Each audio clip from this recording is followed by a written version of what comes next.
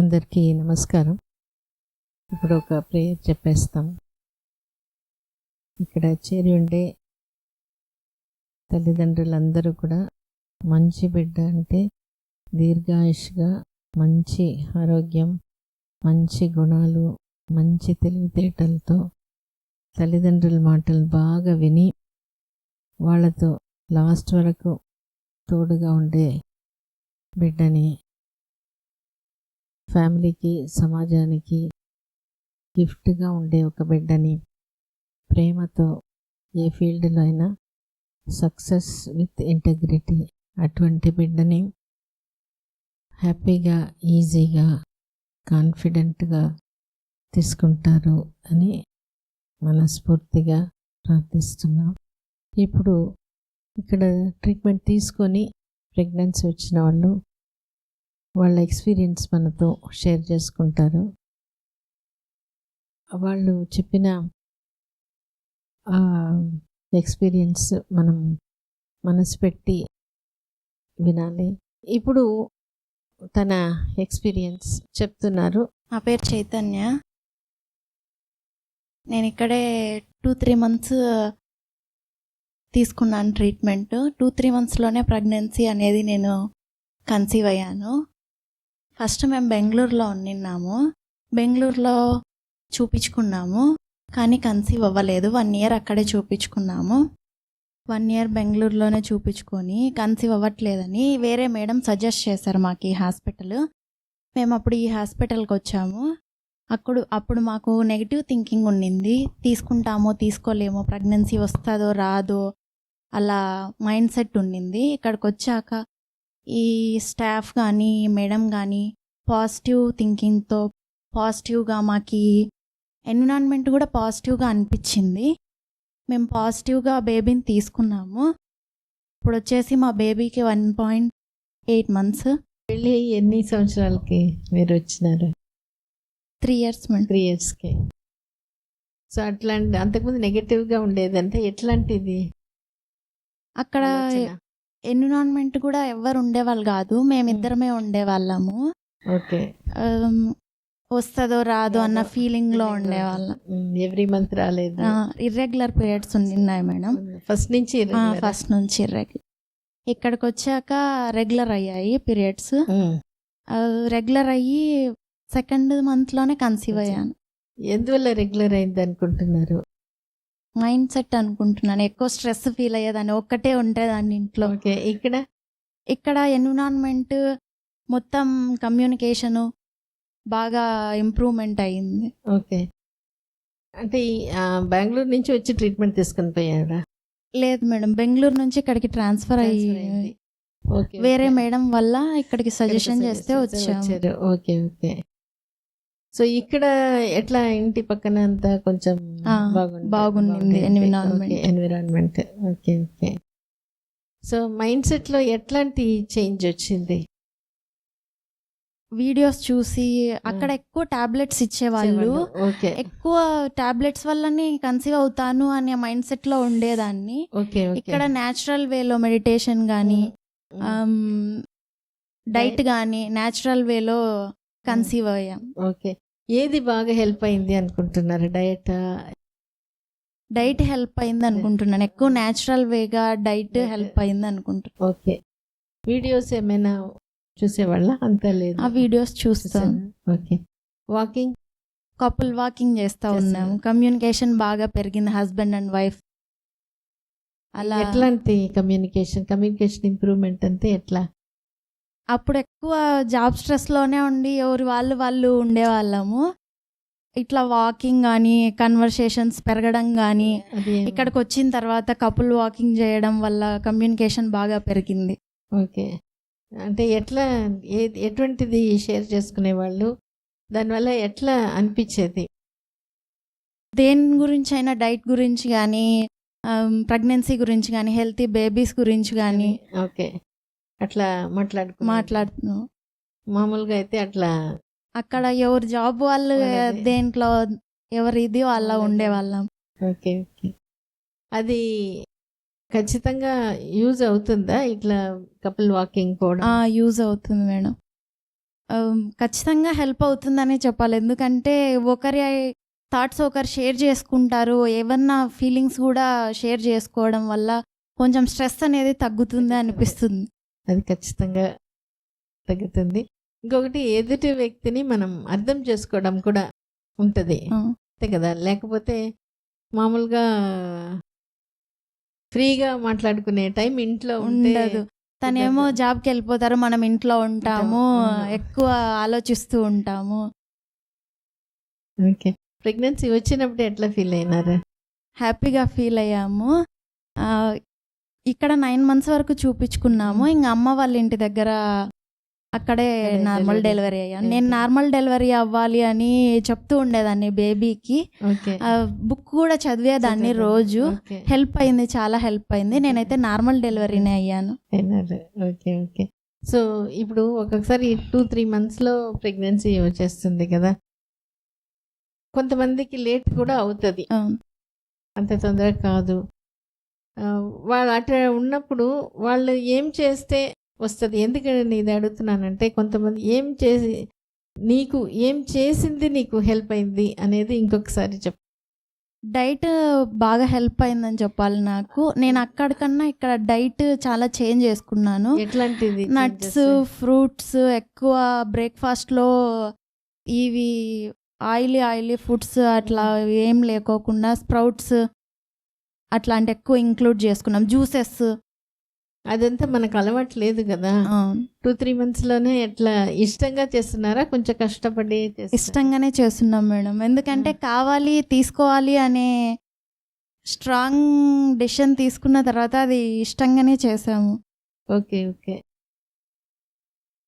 ఎట్లా స్ట్రాంగ్గా డెసిషన్ ఎప్పుడు తీసుకున్నారు?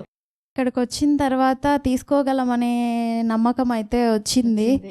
అది వచ్చిన తర్వాత చేసాము, స్ట్రిక్ట్గా చేసాము.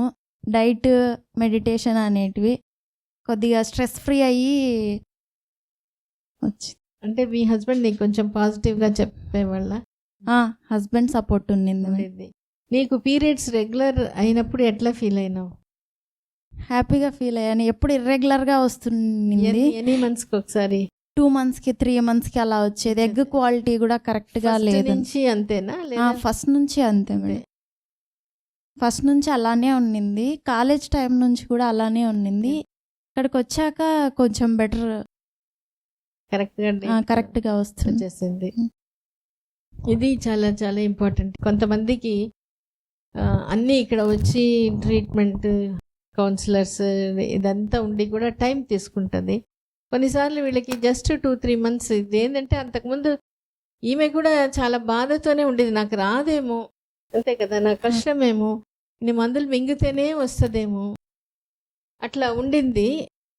కానీ ఇక్కడ వచ్చిన తర్వాత నేను ఇవి అన్నీ చేసి చూస్తాను, చేస్తే అవుతుందో కాదో అనే డౌట్ లేదా? ఉన్నింది మేడం. టాబ్లెట్స్ మింగితేనే వస్తుందా అనే డౌట్ పక్కన పెట్టేసి ఇది కూడా ట్రై చేద్దాము, వస్తుంది అనే థాట్ ఇక్కడికి వచ్చిన తర్వాత శాంతి మేడం కానీ ఎవరన్నా రెస్పాండ్ అవ్వడం కానీ స్టాఫ్ కానీ బాగా కమ్యూనికేట్ చేశారు. చెయ్యండి ఓకే. అందువల్ల కొంచెం ఇష్టంగా. సో ఇవి అన్నీ చేసే కొద్దీ అంటే మైండ్ సెట్ చేంజ్ అనేది ఇంపార్టెంట్ అని తను చెప్పింది. అంటే మన ఆకలి అయినప్పుడు మనం ఎవరైనా ఉంటే చేతిలో నుంచి పెరుక్కొనైనా తినేస్తాం. అదే ఆకలి లేనప్పుడు మనం నోటి దగ్గర తీసుకొని పోయినా కూడా తీసుకోము. అట్లా నాకు ఎట్లయినా నా బిడ్డ కావాలి అనే ఇష్టం ఎక్కువగా ఉండిద్దా తప్పన? సో ఇది చేంజ్ వేరేగా ఉంది. ఇది నేను చేసి చూస్తాను. ఇక్కడ వీళ్ళందరూ నాకు సపోర్టివ్గా ఉన్నారు. సో కపుల్ వాకింగ్ అదంతా పోయిన తర్వాత కొంచెం హ్యాపీగా రిలాక్స్డ్గా ఉండడం. ఈ డయట్ అది చాలా ఇంపార్టెంట్. 1 monthలోనే డయట్ కంప్లీట్గా చేంజ్ చేసి ఇష్టంగా చేయడం అనేది, ఇట్లా నేను చేస్తాను అనే ఒక నిర్ణయం తీసుకున్నావా? అవును మేడం.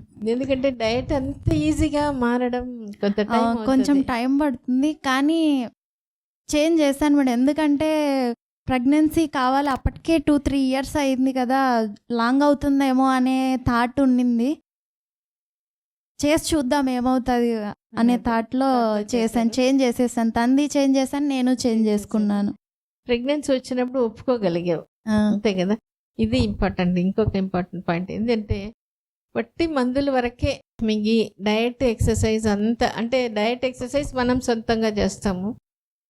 మైండ్ సెట్ కొంచెం అంతంత వరకు ఉన్నప్పుడు ప్రెగ్నెన్సీ వచ్చిందంటే ఒక్కొక్కసారి ఒప్పుకోలేరు, ఆ పాత మైండ్ సెట్లోనే ఉండిపోతారు.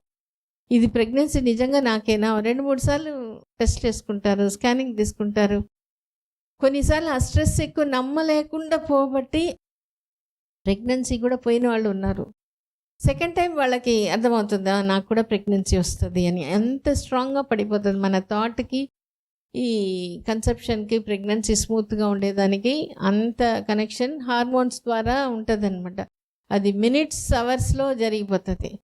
సో అందువల్ల మనకి ఇంకా కొంతమందిని చూసిన ప్రెగ్నెన్సీ అనేది నమ్మకంగా తీసుకోకపోతే, నాకే వచ్చింది ఇది డయట్ ఇదంతా నేను బాగా ఇష్టంగా చేసినప్పుడు నేను ఇది చేశాను, ఆ ఎవిడెన్స్ ప్రూఫ్ వచ్చినప్పుడు ఒప్పుకోవడం. ఈ నాకు పీరియడ్స్ రెగ్యులర్ అయింది కాబట్టి నాకు వచ్చే అవకాశం ఉంది అనే హోప్ వచ్చిందా పీరియడ్స్ రెగ్యులర్ అయినప్పుడు. ఒక్కొక్కసారి పీరియడ్స్ రెగ్యులర్ అయింది నీకు బాగుంది అన్నా కూడా కొంతమంది ఒప్పుకోలేకపోతారు. ఎందుకంటే నేను ఎప్పుడు ఇంత ఈసారి వచ్చింది, మళ్ళీ ఎట్లా ఉంటుందో లేదో, ఇది అయినా కూడా వస్తుందో రాదో. అట్లాంటి వాళ్ళు ఒకవేళ డైవర్షన్లో వేరే పనిలో ఉన్నప్పుడు ప్రెగ్నెన్సీ వచ్చినా ప్రెగ్నెన్సీ ఒప్పుకోలేరు.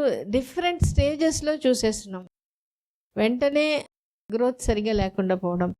కొంతమందికి 5-6 మంత్స్లో ఉండి అప్పుడు నుంచి గ్రోత్ సరిగ్గా రాకుండా పోవడం. ఎందుకంటే ఆమెకి అప్పుడు కూడా ఇంకా ఈ ప్రెగ్నెన్సీ ఎట్లా ఉంటుందో, ఏదో వచ్చేసింది, నేనేం పెద్దగా చేయలేదు, ఇది ఎట్లా ఉంటుందో.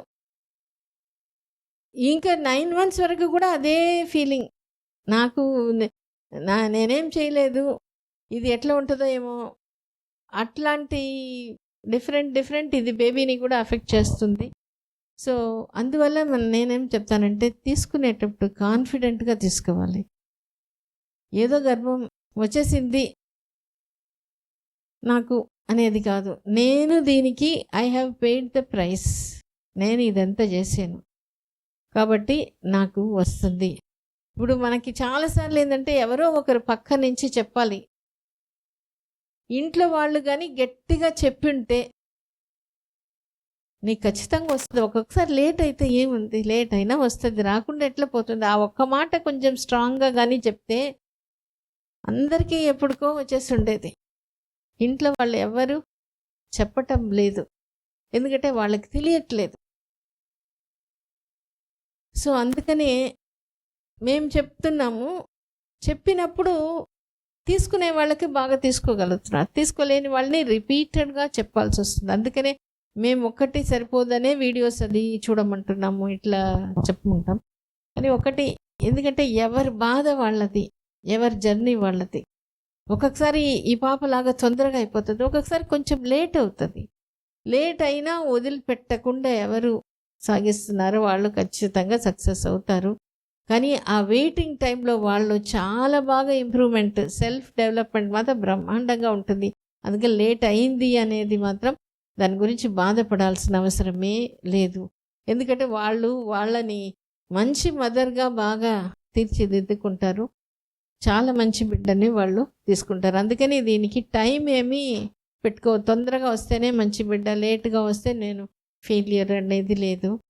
వాళ్ళు అటువంటి వాళ్ళు నిజంగా చూస్తున్నాం, మన దగ్గర కూడా చాలామంది ఉన్నారు, వీడియోస్లో కూడా వాళ్ళు మాట్లాడుంటారు.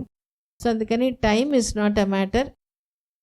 మనకు ఆ కాన్ఫిడెన్స్ అందరికీ వచ్చి ఆ ప్రెగ్నెన్సీ తీసుకోవాలి ఆ బిడ్డని అని once again I whole heartedly wish. Thank you.